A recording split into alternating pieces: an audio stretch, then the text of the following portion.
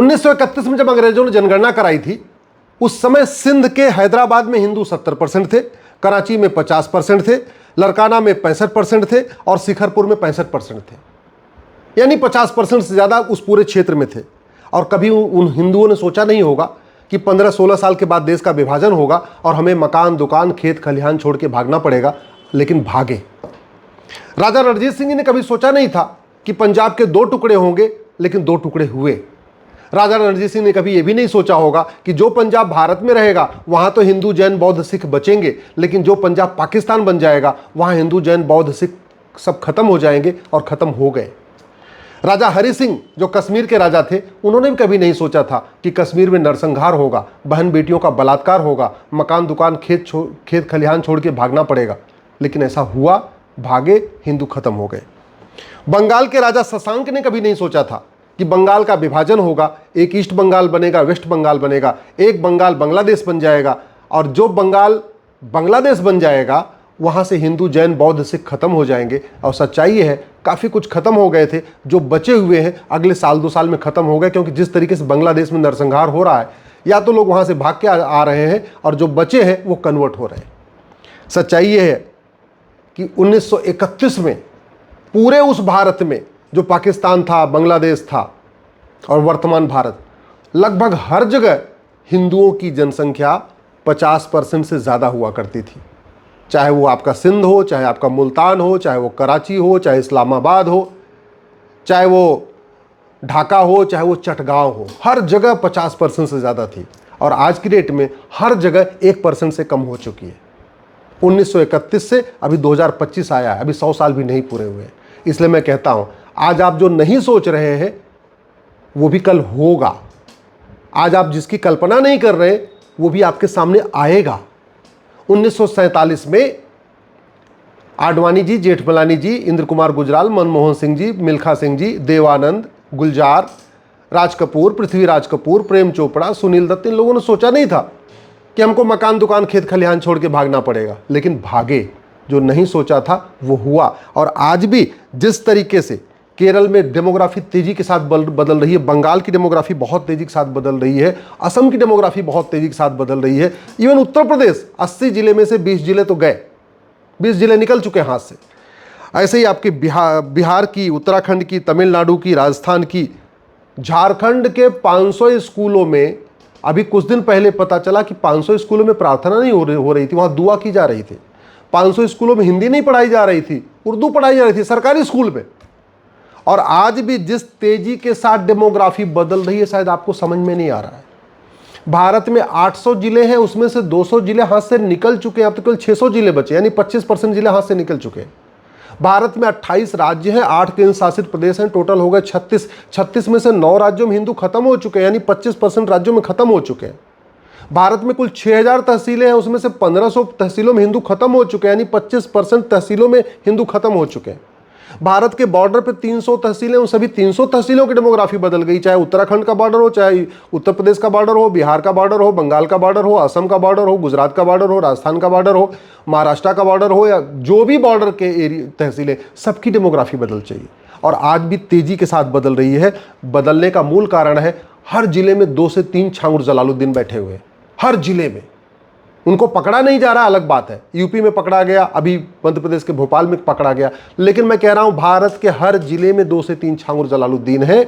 वो वहां पे लफ्ज़-ए-हाथ करवा रहे हैं, और 1000 बेटियां पर डे लफ्ज़-ए-हाथ का शिकार हो रही हैं। भारत में कुल 5 लाख बहन बेटियां गायब हो रही हैं, 5 लाख में से 4 लाख लफ्ज़-ए-हाथ का शिकार हो रही हैं, यानी पर डे 1000 बेटियां लफ्ज़-ए-हाथ का शिकार हो रही हैं। और ये सारा का सारा खेर हर जिले में बैठे जो 2-3 छांगुर जलालुद्दीन है, वही सारा काम कर रहे हैं।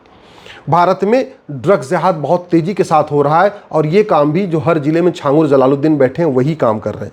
भारत में लैंड जिहाद बहुत तेजी के साथ हो रहा है, सड़क किनारे, हाईवे के किनारे, रेलवे लाइन की ज़मीन पे, जंगल की ज़मीन पे, नदियों के किनारे, पहाड़ियों पे, हर जगह कब्जा किया जा रहा है, अवैध निर्माण किए जा रहे हैं, कुछ मजहबी स्थान बनाए जा रहे हैं, और ऐसे बना बना के सारी जगहों पर कब्जा किया जा रहा है। भारत में 1500 परिवारों का पर डे धर्मांतरण हो रहा है। 1500 हिंदू परिवार, एक परिवार में 6 से 7 आदमी मान के चलिए, तो प्रतिदिन 10,000 हिंदुओं का धर्मांतरण हो रहा है। भारत में 5 करोड़ घुसपैठिए 2017 में आ चुके थे। ये मैंने PIL फाइल किया, माननीय सुप्रीम कोर्ट में एफिडेविट बताया। ऐसा कोई जिला नहीं है जहां घुसपैठिए नहीं पहुंच रहे हैं। मतलब केवल बंगाल और बिहार नहीं, आपके गुजरात में, आपके राजस्थान में, आपके मध्य प्रदेश में, आपके कच्छ तक घुसपैठिए पहुंच चुके हैं और इनको बड़े प्लांट वे में पहुंचाया जा रहा है। और पहुंचाने वाले कौन है? हर जिले में बैठे जो 2-3 छांगुर जलालुद्दीन है, वही ये काम भी कर रहे हैं। भारत में जनसंख्या विस्फोट के लिए भी फंडिंग हो रही है। एक एक बच्चा एक्स्ट्रा पैदा करने के लिए 2 से 3 लाख रुपए मिल रहा है। तो बहुत सारे लोग तो बच्चा इसलिए पैदा कर रहे हैं क्योंकि भाई उनको राशन सरकार दे रही है, मकान सरकार दे रही है, वजीफा सरकार दे रही है, लोन सरकार दे रही है, और बच्चा पैदा और डिलीवरी का भी खर्चा पूरा सरकार उठा रही है। सारा कुछ तो सरकार उठा रही है। हाँ, 2-3 लाख रुपए एक्स्ट्रा उनको और मिल जाते हैं। तो करना क्या है? हर 2 साल में बच्चा पैदा करते रहो, 2-3 लाख रुपए लेते रहो, वो बढ़िया बैंक बैलेंस हो रहा है और बच्चों को खाने का, खिलाने का, स्कूल में पढ़ाने का, लोन, वजीफा, स्कूल ड्रेस और बाकी सारी व्यवस्था तो सरकार देख ही रही है। गैस सिलेंडर दे रही है, मकान दे रही है, सब कुछ, वो लोन दे रही है, वजीफा दे रही है, सब कुछ सरकार दे ही रही है। जो टैक्स पेयर है उनका खून चूस चूस के सरकार देती जा रही है। तो उनको तो बढ़िया, बैठे बैठे हर 2 साल में बच्चा पैदा करते रहो। और नतीजा ये हो रहा है 18 बच्चे, 20 बच्चे, 22 बच्चे, 24 बच्चे तक लोग पैदा कर रहे हैं। क्यों? क्योंकि अगर 20 बच्चे पैदा कर दिए तो 50 लाख सीधे सीधे अर्निंग हो गई और बच्चे फिर अपना काम धाम करते रहेंगे। क्या दिक्कत है? तो ये अपने आप में एक बड़ा कारोबार बन चुका है। भारत में आतंकवादी संगठनों की बढ़ती जा रही है। दुनिया के सबसे ज़्यादा मदरसे भारत में खुल चुके हैं। दुनिया के सबसे ज़्यादा मौलवी भारत में है। दुनिया के सबसे बड़ी जमात का मुख्यालय भारत में है। दुनिया के सबसे ज़्यादा जमाती भारत में है।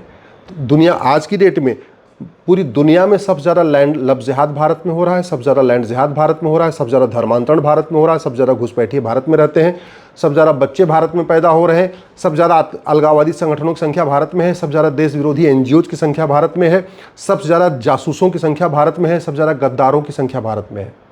तो 20 साल 25 साल के बाद क्या होगा आप खुद कल्पना कर सकते हैं। ये हाईवे, ये एक्सप्रेसवे और ये एयरपोर्ट और ये फलाने ढिकाने जो आपको दिख रहा है ना, ये कोई काम नहीं आने वाला है।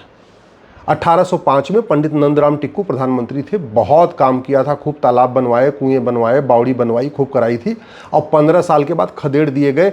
1805 में अफगानिस्तान में 50% हिंदू थे और 15 साल के बाद 1820 आते आते नंदराम टिक्कू तो वहाँ से भागी गए अपना घर परिवार लेके, और बाकी वहाँ हिंदू भी या तो मजबूर कर दिए गए कन्वर्ट होने के लिए, नहीं तो बेचारे अपना भाग गए, जो कुछ किया, लेकिन ख़त्म हो गए वहाँ पे। अगर इससे हम नहीं सीखेंगे तो फिर वही होगा जो पहले हुआ, जो अफ़गानिस्तान में हुआ, जो पाकिस्तान में हुआ, जो ढाका में हुआ, जो चटगांव में हुआ, जो मुल्तान में हुआ, जो सिंध में हुआ, जो रावलपिंडी में हुआ, वही होगा। बहुत जल्दी होगा, 20 से 25 साल के बाद होगा। तो समाधान क्या है? समाधान ये है कि दल गुलामी छोड़िए, पार्टियों की गुलामी छोड़िए, स्वतंत्र रूप से सोचिए और सांसदों विधायकों से जाके आवाज़ उठाइए। उनको बताइए कि मज़हब के आधार पर विभाजन हो चुका है, फिर मज़हब के आधार पर नियम कानून क्यों चल रहा है, मज़हब के आधार पर लोन वजीफ़ा क्यों चल रहा है, मज़हब के आधार पर minority commission, minority film ministry क्यों चल रही है, मज़हब के आधार पर वक्फ बोर्ड, वक्फ ट्रिब्यूनल क्यों चल रहा है, मज़हब के आधार पर ये मकान दुकान क्यों दिया जा रहा है, मज़हब के आधार पर ये जो सरकारी योजनाएँ क्यों चल रही हैं। सबसे पहले मजहबी योजनाओं को ख़त्म कराइए। उसके बाद ये जो BNS है, इसमें एक चैप्टर जुड़वाइए लब जिहाद के लिए, एक चैप्टर जुड़वाइए लैंड जिहाद के लिए, एक चैप्टर जुड़वाइए धर्मांतरण के लिए, एक चैप्टर जुड़वाइए इसमें घुसपैठ के लिए। अंग्रेज़ों द्वारा बनाए गए सारे कानूनों को ख़त्म करवाइए, तब भारत बचेगा। कांग्रेस ने भारत को बर्बाद करने के लिए 50 से ज़्यादा कानून बनाए हैं। वो जब 50 कानून ख़त्म होंगे तब भारत बचेगा। नहीं तो जैसे कश्मीर से भागे, सिंध से भागे, गुजरात से भागे, पाकिस्तान से भागे, गुजरावाला से भागे, ननकाना साहब से भागे, आपके बच्चों को भी वैसे ही भागना पड़ेगा। मैं आपको कोई डरा नहीं रहा हूँ, मैं तो आपको इतिहास बता रहा हूँ। अगर इतिहास से नहीं सीखेंगे तो इतिहास बन जाएंगे। अपने सांसद से जाके कहिए कि भारत में समान शिक्षा लागू करिए। अपने सांसद को बोलिए कि जब मुग़ल चले गए तो फिर मदरसे क्यों चल रहे हैं, जब अंग्रेज़ चले गए तो ये मिशनरी स्कूल, कॉन्वेंट स्कूल क्यों चल रहे हैं, मैकाले वाला स्कूल क्यों चल रहा है। उनको बोलिए भारत आज़ाद हो चुका है, इसलिए भारत में भारतीय शिक्षा ही होनी चाहिए, केवल शिक्षा का भारतीयकरण होना चाहिए, भारत में 1 नेशन 1 एजुकेशन बोर्ड होना चाहिए, समान शिक्षा होनी चाहिए। अपने सांसद से कहिए कि जितने भी मजहब के आधार पर कानून चल रहे हैं इनको ख़त्म करें, समान नागरिक संहिता लागू करें। अपने सांसद से कहिए कि बीएनएस में एक चैप्टर धर्मांतरण नियंत्रण के लिए जोड़ें, एक चैप्टर घुसपैठ नियंत्रण के लिए जोड़ें, एक चैप्टर जनसंख्या नियंत्रण के लिए जोड़ें।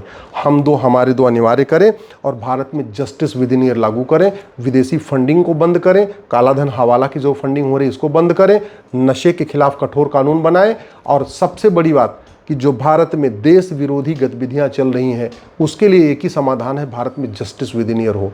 कानून का खौफ होगा, शिक्षा समान शिक्षा होगी तो भारत बचेगा, नहीं तो याद रखिए आज के नेता अभिनेता लेखक बुद्धिजीवी पत्रकार कलमकार 25 साल के बाद आपके बच्चों को बचाने नहीं आएंगे। पंजाब में राजा रणजीत सिंह किसी को बचाने नहीं आए, अफगानिस्तान में पंडित नंदराम टिक्कू जो प्रधानमंत्री थे किसी को बचाने नहीं आए, खुद ही भाग गए। राजा शशांक बांग्लादेश के जो हिंदू थे उनको बचाने नहीं आए, राजा हरि सिंह कश्मीर के हिंदुओं को बचाने नहीं आए। और वैसे ही आज के नेता अभिनेता सांसद विधायक मंत्री जज 20-25 साल के बाद आपके बच्चों को बचाने नहीं आएंगे। ये तो अपना जुगाड़ कर चुके हैं। किसी ने अपना ऑस्ट्रेलिया में घर ले लिया है, किसी ने कहीं और ले लिया है, किसी ने स्विट्जरलैंड में ले लिया है, किसी ने नीदरलैंड में ले लिया है। ये तो 20 से 25 साल के बाद छोड़ के भाग जाएंगे, बचेंगे हमारे आपके बच्चे। तो अब आपको तय करना है, दल गुलामी करना है, पार्टियों की गुलामी करना है, चुपचाप जो विनाश आगे दिख रहा है इसका इंतजार करना है या मुंह खोलना है और सांसद विधायक को जाके जगाना है।